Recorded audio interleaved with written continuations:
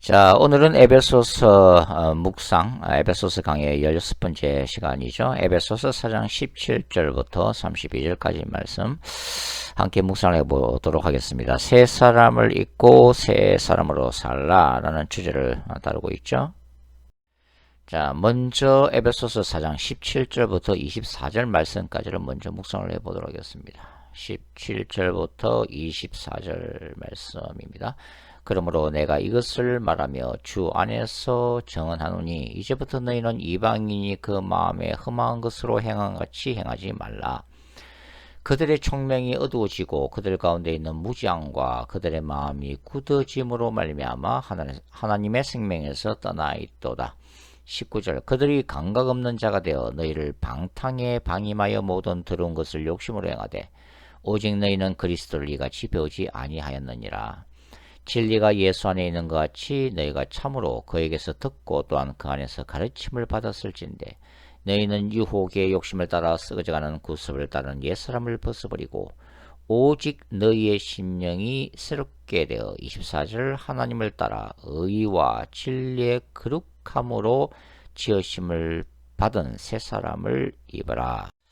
자, 사도 바울은 에베소 성도들이 그리스도를 닮아가기를 원했습니다. 그래서 영적으로 날마다 성장하기를 원했다고 하는 거죠. 그래서 그리스도의 몸된 공동체가 날마다 성숙되고 또 성도들이 더 이상 사람의 속임수나 이단적인 사상 그리고 세상의 헛된 물결에 휩쓸리지 않는 영적인 어른들이 되기를 바울이 간절히 소망했던 것이죠. 자, 그럼에도 불구하고 이교도들이었던 이 성도들이 다시 과거의 타락한 삶으로 되돌아갈 가능성은 얼마든지 있었다고 하는 것입니다. 세상적인 욕이 여전히 존재하고 있다고 하는 얘기죠. 1세기 로마 세계는 그만큼 타락한 문화로 가득 찬 곳이었다고 하는 것입니다. 자, 역사가들은 로마가 세 가지에 취해 있었다고 평가를 하고 있죠. 첫 번째가 와인, 술이고 두 번째가 목욕 문화입니다. 그리고 세 번째가 섹스죠. 이 세 가지는 로마 제국을 몰락시키기에 충분했다고 역사가들은 평가를 하고 있습니다. 자, 현대사회도 그러하지만 당시 로마의 빈민가에는 강도와 절도, 범죄적인 쾌락 문화가 가득 차 있었습니다. 그리고 폭력과 매춘, 술과 도박이 난무했었죠. 우리가 잘 알고 있는 콜로세움 경기장에서 벌어지는 이 검투사들의 경기와 전차 경기는 로마인들을 미치게 만들었습니다. 그것이 이제 로마의 권력자들의 하나의 업무이기도 했죠. 일종의 이제 잔악한 스포츠 중독입니다. 그러니까 여기에 몰두함으로 인해서 정치에 대해서 무관심하도록 만들었다고 하는 거죠. 바울 당시에 네로 황제는 또 이 하청민이라는 연극을 황제가 직접 연출하고 그것도 부족해서 이 황제가 몸소 출연하기도 하는 기행을 벌이게 됐죠. 전 세계의 진귀한 보물들과 음식들이 로마로 유입되었습니다. 그리고 로마의 부자들과 귀족들은 파티장에서 새로운 요리를 맛보기 위해서 어떻게 했어요? 이미 먹은 음식을 손가락으로 이렇게 집어넣어서 토해내기 일쑤였죠. 또 새로운 음식을 맛보기 위해서 말이죠. 전문가들 따르면은 이 로마 전체가 욕망의 만찬장이었다고 표현을 하고 있습니다. 이 화산 폭발로 사라진 이 폼페이의 유적을 보면은 거기서 포르노 백화와 매춘 전용 이 추나가 이 동전에 새겨지는 것을 볼 수가 있는데 이것은 당시 로마 세계가 얼마나 도덕적으로 타락했는가를 단적으로 보여주는 증거라고 할 수가 있죠. 더군다나 이 검투사의 땀으로 제조한 체험제는 당시 로마 세계에서 최고의 가격으로 팔리는 사치품이었다고 전해지고 있습니다. 자, 이와 같이 로마 제국은 귀족 계층을 중심으로 하는 이 지나친 사치와 타락한 성문화 그리고 쾌락지상주의를 추구했던 세상이었다는 거죠. 로마 제국은 다양한 로마의 신들을 숭배했습니다. 그리고 정복제의 다양한 종교들과 민족 신들을 포용함으로써 전체적으로 종교다원주의 사회를 형성하고 있었습니다. 그들에게는 유일신을 주장하는 유대교나 기독교는 어떻게 비쳤을까요? 바로 사회적인 평화와 질서를 파괴하는 미신적인 집단이었다고 하는 거죠. 그 시대의 시대 풍조와 문화가 철저히 육체적인 쾌락 중심적인 것이었고 우상 숭배 문화가 당연시되는 그런 사회 속에서 크리스천들은 신앙생활을 영했다고 하는 것입니다. 특별히 이제 이 에베소시는 7대 불가사의 중에 하나였던 이 큰 아데미 신전이 자리 잡고 있었죠. 이 아데미 신전에도 수천 명의 신전 창기들이 존재를 했습니다. 그리고 이 아데미 축제가 굉장히 유명했던 건데, 이 이교도적인 이 아데미 축제는 에베소 시민들을 즐겼던 그 전통적인 광란에 가까운 축제 행사였습니다. 바울이 이교도들이 행했던 삶에 대해서 대단히 비판적일 수밖에 없는 이유이기도 하죠. 그래서 바울은 이 에베소서에서 이렇게 경고하고 있죠. 17절과 18절. 그러므로 내가 이것을 말하며 주 안에서 정언하노니 이제는 너희는 이방인이 그 마음에 험한 것으로 행한 같이 행하지 말라. 그들의 총명이 어두워지고 그들 가운데 있는 무지함과 그들의 마음이 굳어짐으로 말미암아 하나님의 생명에서 떠나 있도다. 이교도적 방탕한 삶에 대한 바울의 경고이기도 하죠. 바로 이런 이교도적인 우상 문화, 방탕한 문화 속에 처져 있던 그들이 예수 그리스도의 복음을 믿고 이제는 에베소의 성도가 된 이상 더 이상 그 이전의 생활에서 완전히 단절될 것을 관계를 끊을 것을 지금 바울이 권면하고 있는 내용이기도 합니다. 바울은 에베소 2장 1절부터 3절까지 뭘 얘기했어요? 에베소 성도들이 이런 방탕한 삶을 통해서 영적으로는 사탄의 지배를 받는 진노의 자녀들이 있음을 말한 바가 있었잖아요. 그러면서 바울은 이제 이방인들의 도덕적 타락상에 대해서 언급하고 있습니다. 이런 이방인들의 도덕적 타락상이 우상 숭배와 밀접하게 관련되어 있다. 이교도들의 신전 숭배와 밀접하게 관련되어 있다는 것도 우리가 이제 기억할 필요가 있죠. 여기서 이제 바울은 뭘 얘기하고 있냐면은 이방인들의 총명이 어두워졌음과 영적인 무지와 마음의 완악함을 함께 말하고 있는데 이 모두가 서로 연결되어 있다고 하는 것입니다. 그러니까 선과 악에 대한 분별을 상실하고 자신이 하는 행동에 대해서 어떤 지성적인 판단과 이해가 어두워지고 있다. 그리고 자신의 자유의지를 잘못 사용함으로써 죄악을 먹고 마시는 그 삶의 방식을 가지고 있다. 결국 이것은 스스로를 하나님의 원수로 만드는 것이고 뭡니까? 사탄의 지배를 쫓아하는 것이다. 이런 거죠. 이게 다 이제 연결됐다고 하는 거죠. 특히 바울이 18절을 통해서 이교도들의 이해 능력과 마음이 어두워지고 영적 무지 가운데 있어서 하나님의 생명에서 떠나 있음을 언급할 때 우리는 바울이 이 고린도 후서 4장 4절에 언급했던 그 뭡니까? 이 세상 신 사탄이 불신자들의 마음을 혼미케 하여 그리스도라는 그 영광의 복음의 빛이 비치지 못하게 한다는 구절을 우리가 연상할 수도 있다고 하는 거죠. 자, 인간은 하나님의 형상으로 지음받은 존재입니다. 그래서 인간의 양심과 하나님이 주신 이 판단 능력, 건전한 이성은 늘 인간으로 하여금 자신의 삶에 대해서 이제 생각하게 만들잖아요. 즉 인간이란 어떤 존재냐, 또 인간은 어떻게 살아야 하는가, 또 어떻게 사는 것이 가치 있는 인생인가, 이런 어떤 본질적인 질문을 인간에게 주셨다고 하는 거죠. 그럼에도 불구하고 이교도들, 이방인들은 육체의 쾌락과 욕망을 자신의 신으로 삼았다고 하는 것입니다. 그리고 그 동물적인 욕구를 채우기 위해서 짐승처럼 행동했다고 하는 거죠. 그들은 이 허망한 쾌락의 신을 절대적인 우상으로 숭배한 것입니다. 따라서 양심은 화인을 맞아 파괴되고 건전한 이성과 판단 능력은 그 육체적인 쾌락의 늪 속에 빠져 질식되고 있다고 하는 거죠. 그래서 결과적으로 그들은 하나님의 생명에서 떠난 존재, 즉 구원받지 못하고 종말론적인 하나님의 진노의 심판대 앞에 선 비참한 존재가 되었다고 하는 것입니다. 로마서 1장에도 나오죠. 자, 사도 바울은 그리스도를 통해 구원받고 하나님의 거룩한 백성이 된 에베소 성도들에게 그들이 배우고 들은 복음의 중심으로서의 그리스도를 다시 일깨우고 있습니다. 21절과 22절 말씀이죠.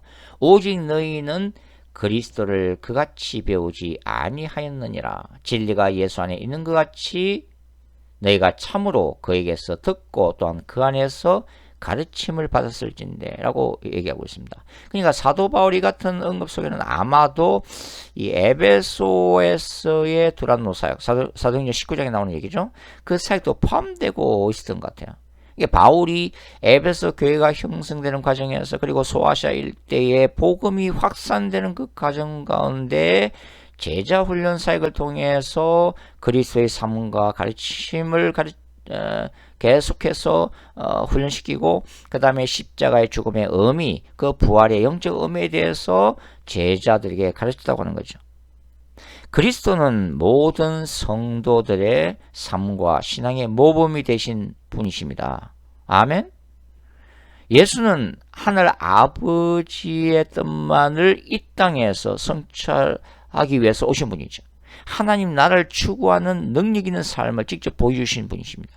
세상적인 영광과 쾌락으로 유혹하는 사탄을 광야에서 하나님의 말씀으로 물리치신 분이죠. 거룩한 전쟁에서 승리하신 분이죠. 영혼들을 섬기는 예수님의 겸손과 온유, 순종하는 삶, 그리고 미래적인 영광을 위해서 현재적인 이 십자가의 고난을 참으시면 뭘 얘기하는 거예요? 에베소 성도들이 쾌락과 욕망으로 가득 찬 로마 세계 안에서 어떻게 승리하며 살아가야 하는지를 보여주시는 살아계신 능력 그 자체인 셈이죠. 저와 여러분도 마찬가지잖아요. 오늘날의 세상이 1세기 로마 세계와 다를 바가 뭐가 있겠어요? 제가 다 본 건 아니지만 예전에 세계적인 줌을 끌었던 그 한국 드라마 오징어 게임이라는 게 있었잖아요. 그게 뭡니까? 돈이 지배하는 자본주의 사회의 본질을 꼬집은 작품이잖아요. 돈에 흐득이는 가난한 참가자들을 모아 오직 최후의 한 사람만이 살아남게 만드는 무슨 살인 게임이죠. 그런 모습을 주관하고 보고 즐기는 게임 주관자도 동시에 존재하는 그냥 무서운 드라마죠. 자, 오늘날 돈은 절대 권력입니다. 사탄은 인간들이 돈을 신으로 숭배하게 만들면서 동시에 돈 때문에 파멸하게도 만듭니다. 그뿐입니까? 오늘날의 한국 현실이 직장에서도 오피스 와이프가 존재하고 간음 자체가 하나의 그 상식화되는 문화화되는 그런 시대를 살아가고 있잖아요. 이게 쾌락과 욕망, 돈과 권력, 섹스와 성공은 이 시대가 숭배하는 아이콘이죠. 우상이죠. 세상 사람들이 추구하는 당연시된 뭡니까? 하나의 지상 목표라고 할 수가 있는 것입니다. 자, 사도 바울은 성도들에게 썩어져가는 유혹의 욕심을 따르는 옛사람 old self를 벗어버리고 뭘 입으라고 그래요? 의와 진리의 거룩함으로 지으심을 받은 새사람 new self를 입으라고 말씀하고 있습니다. 옛사람은 아담에게 속한 것이죠. 죄악된 본성을 따르는 죄의 지배하에 있는 사람을 얘기하는 거죠. 새사람은 뭡니까? 둘째 아담인 예수께 속한 사람이죠. 성령의 지배에 순종하는 거듭난 사람을 의미합니다. 그러니까 성도들은 성령 안에서 이미 새롭게 되었으나 동시에 날마다 심령으로 새롭게 될 필요가 있다고 하는 것입니다. 바울은 의와 진리의 거룩함으로 지으심을 받은 새 사람을 말합니다. 원어적으로 보면은 진리에서 나온 의와 거룩함이죠. 저는 이 의를 칭의의 개념으로, 거룩함을 성화의 개념으로 이해하고 싶습니다. 즉 칭의, 즉 하나님 앞에서 그리스도 때문에 의롭다함을 받은 성도들은 또한 부족하지만 그럼에도 불구하고 성화의 삶을 추구해야 한다는 것을 의미하고 있는 거죠. 그리스도 안에서 새 사람이 된 성도들은 새 사람됨을 유지해야 할 거룩한 의무가 있습니다. 그리스도를 믿음으로써 죄와 사탄의 지배로부터 벗어난 믿는 성도들은 여전히 구원이 완성되는 그날까지 이 땅에서 죄와의 거룩한 전쟁, 사탄과의 거룩한 전쟁을 치러야만 한다고 해요. 그게 크리스찬들의 운명이에요. 그것이 성화의 과정이고 예수 그리스도를 닮아가는 하나의 과정이라고 하는 거죠. 제약된 세상 속에 살면서 죄의 늪속으로 빠져들지 않도록 자기 자신을 지켜내는 것, 그것이야말로 거룩한 전쟁이라고 할 수가 있겠습니다. 자, 계속해서 25절부터 32절까지 말씀을 묵상해 보겠습니다. 새 사람으로 살라라는 주제를 다루고 있죠. 25절. 그런 저 거짓을 부리고 각각 그 이웃과 더불어 참된 것을 말하라. 이는 우리가 서로 지체가 됨이라. 분을 내어도 죄를 지지 말며 해가 지도록 분을 품지 말고 마귀에게 틈을 주지 말라. 도둑질하는 자는 다시 도둑질하지 말고 돌이켜 가난한 자에게 구제할 수 있도록 자기 손으로 수고하여 선한 일을 하라. 무릇 더러운 말은 너희 입 밖에도 내지 말고 오직 덕을 세우는데 소용되는 대로 선한 말을 하여 듣는 자들에게 은혜를 끼치게 하라. 30절. 하나님의 성령을 근심하게 하지 말라. 그 안에서 너희가 구원의 날까지 인치심을 받았느니라. 너희는 모든 악독과 노함과 분냉과 떠드는 것과 비방하는 것을 모든 악의와 함께 버리고 서로 친절하게 하며 불쌍히 여기며 서로 용서하기를 하나님이 그리스도 안에서 너희를 용서하신 같이 하라. 자, 사도 바울은 신자들에게 새 사람을 입을 것을 권유했습니다. 그리고 이제는 새 사람의 합당한 삶을 이야기를 하고 있죠. 이것은 1세기의 이교도들인 다른 로마인들과 분명히 구별되는 새로운 삶의 방식입니다. 따라서 바울은 25절을 뭐로 시작해요? 그런즉, therefore 이란 말로 시작하고 있는 거죠. 바울 서신에서 바울이 말하는 신자로서의 거룩한 삶은 어떤 성기를 가지고 있다고요? 굉장히 종말론적인 성기를 가지고 있습니다. 모든 신자들은 최후의 심판대 앞에 서야 됩니다. 그리고 자신이 살아온 삶의 방식을 하나님 앞에 모두 고백해야 하기 때문이죠. 그리고 바울이 말하는 신자들의 삶은 우리가 흔히 말하는 도덕적이거나 윤리적인 차원을 넘어섭니다. 그것은 하나님이 원하시는 삶의 방식으로서 창조 목적에 해당되는 거죠. 즉 새로운 삶은 하나님의 형상대로 창조된 인간에게 하나님이 기대하시는 것입니다. 그리고 신자들의 변화된 삶은 하나님 나라에 속한 규범이기도 하죠. 예수님은 산상수훈에서 바리새인과 구별되는 신자들의 삶에 대해서 어떻게 말씀하셨어요? 마태복음 5장 20절. 내가 너희에게 이르노니 너희의 의가 서기관과 바리새인보다 더 낫지 못하면 결단코 천국에 들어가지 못하리라. 이 말씀이 무슨 의미라고 그랬어요? 바리새인의 의는 어떤 의미죠? 바리새인들이 철저히 율법과 경건한 삶의 방식대로 살아갔습니다. 그죠? 그러나 그것을 하나님의 의로 돌리기보다는 자신들의 자랑거리, 자신들의 영광, 자신들의 의로 삼았다는 것이 예수님의 비판인 거죠. 그럼에도 불구하고 예수님의 가르침은 바리새인들이 추구했던 바로 그 목표로서의 의를 포기하라는 말씀이 아니죠. 먼저 바리새인들의 경건한 삶을 본받으라는 말씀이라고 하는 것입니다.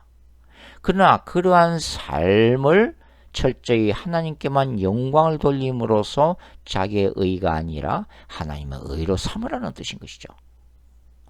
일전에 어느 집사님이 이렇게 그런 말씀을 하신 적이 있어요. 요즘에 매스컴에 보도되는 대형교회 목사님들의 그 소식이죠. 뭐 성적으로 타락했던 얘기 또 비리에 대한 소식을 접하면 요즘 목사님들에게 옛날처럼 그렇게 높은 도덕적 수준을 기대하는 것은 참 무리라는 생각이 듭니다. 다만 목사님들이 기본적인 상식대로 행동만 해주시면 감사할 따름이지요. 그런 고백을 그런 말씀을 하신 적이 있습니다. 우리 같은 목사들이 우리의 일상적인 삶에서 도무지 영향력을 주지 못하고 있다고 하는 일침이죠. 자, 사도 바울은 먼저 거짓을 부리고 각각 그 이웃과 더불어 참된 것을 말하라 라고 25절에서 권면하고 있습니다. 여기서 이제 이웃은 교회 공동체 안에서 하나 된 다른 신자들을 의미하고 있습니다. 바울이 거짓을 버려야 할 이유에 대해서 서로가 한 지체라고 설명하고 있기 때문이죠. 거짓은 사탄의 나라에 속한 속성 중에 하나잖아요. 왜냐하면 거짓사비가 마귀이기 때문이죠. 만일 신자들 간에 이 속이고 속는 일들이 잦아지면 어떤 일이 나요? 교회 하나 되면 당연히 깨어지게 되어 있습니다. 그리고 공동체 안에서는 성령이 아닌 사탄의 활동이 더 강해지겠죠.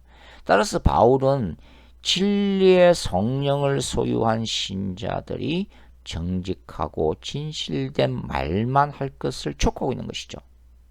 여기서 연약한 우리가 늘 기억할 것은 바로 공동체는 하나님 나라의 모형이라고 하는 것입니다.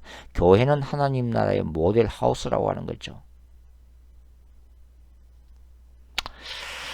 그 다음에 바울이 다루고 있는 주제는 바로 분노에 관한 것입니다. 26절과 27절 말씀인데요. 자, 교회 공동체 안에서 갈등과 분열을 야기시키는 주된 원인 중에 하나가 아마 분노일 것입니다. 이 간혹 교인들 중에서는 이 자신의 화가 나면 전혀 통제하지 못하는 이 분노 조절 장애를 가지신 분들도 있지만, 분노는 신자들이 다룰 수 있는 것 중에 하나이면 틀림이 없습니다. 성경은 분노에 대해서 의외로 많이 언급을 하고 있죠. 자, 인간이 화를 내는 것은 자연스러운 일입니다. 근데 바울에 따르면 그 분노를 오랜 시간 가슴에 품고 있으면 어떤 일이 벌어져요? 사탄에게 침투할 수 있는 합법적인 문을 열어주게 된다는 것입니다. 소위 분노의 영에 사로잡히게 된다는 거죠. 어찌 분노뿐이겠어요, 사실. 모든 악한 일들이 반복되고 지속되면 인간 내면 안에는 사탄의 경관진이 형성되고, 그래서 치유하거나 회복하기가 참 어려워지게 되는 거죠. 한 인간이 오랜 시간 상처를 받은 것만큼, 사탄의 경관진이 형성된 만큼 내적 치유 기간도 길어지게 된다고 하는 것입니다. 그리스도 안에서 변화된 한 가지 사례를 바울은 말해주고 있는데요. 과거에 다른 사람들의 물건을 훔치거나 부당한 착취를 일삼았던 이교도들이 그리스도 안에서 어떻게 살아가야 하는가를 생생한 삶의 예시를 보여주고 있는 거죠. 그 28절 말씀입니다. 그러니까 자기 손으로 노동을 하라는 거죠. 자기 손으로 노동을 해서 부를 얻되 필요한 자들에게 나눠주라고 바울은 권면하고 있습니다. 이것이 그리스도인의 재물관이죠.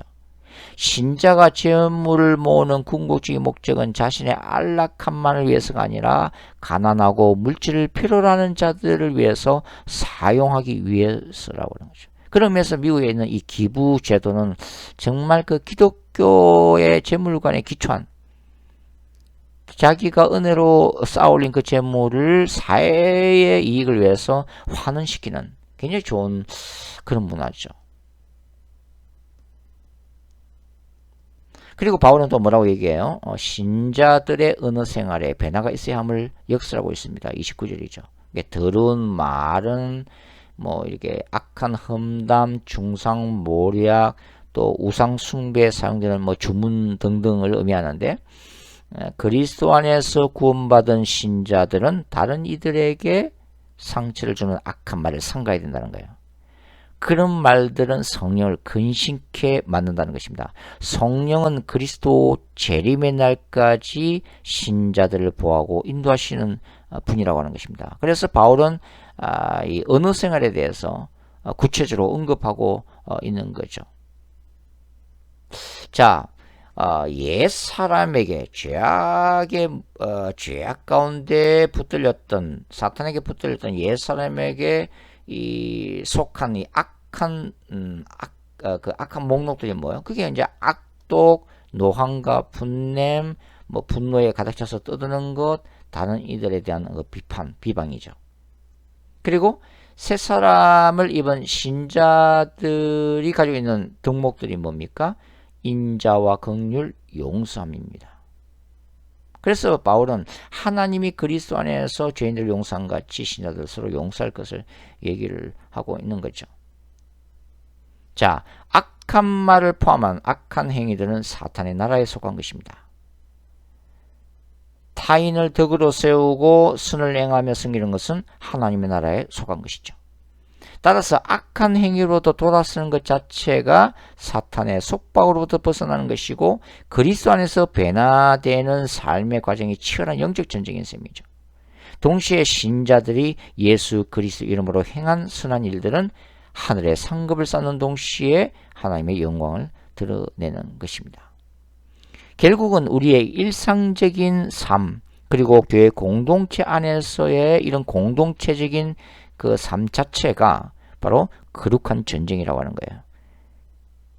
우리의 생각, 우리가 행하는 말 한마디, 우리가 하는 행동이 바로 내가 하나님의 나라에 속한 사람인가 아니면 사탄의 나라에 속하는 것인지 그 스스로의 정체성을 드러내고 있다고 하는 거죠.